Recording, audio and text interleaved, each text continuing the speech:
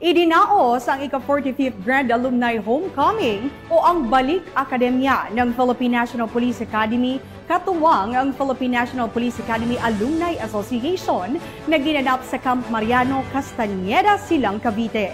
Alamin ang naging kaganapan mula kay Patrolwoman Jevi Famoso. Haya ng selebrasyon ng Philippine National Police Academy sa kanilang 45th Grand Alumni Homecoming na may temang nagkakaisang lakan, haligi ng malaya at maunlad na bayan. Muling nagtipo ng mga alumni mula sa iba't ibang batch ng PNPA, mula sa mga retiradong miyembro ng Philippine National Police at Bureau of Fire Protection, pati na rin ang mga aktibong miyembro ng serbisyo.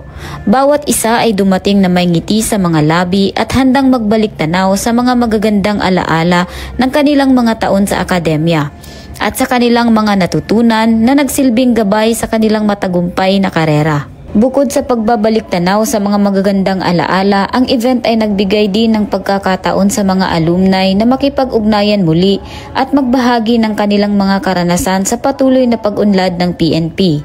Dito na ibahagi ng mga namumuno ang mga magagandang nagawa ng asosasyon sa bawat miyembro ng alumni, hindi lang sa mga miyembro, maging sa mga project na kanilang isinagawa upang mas mapaganda pa ang kanilang asosasyon.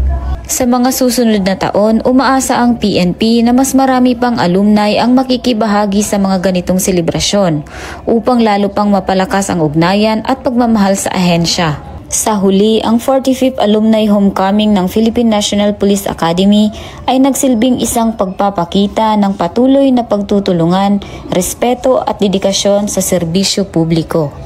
Mula dito sa Camp General Mariano and Castañeda, Silang, Cavite, ako ang inyong Police News Network Correspondent, Patrolwoman Jevi Marie Famoso, alagad ng batas, tagataguyod ng Balitang Pulis.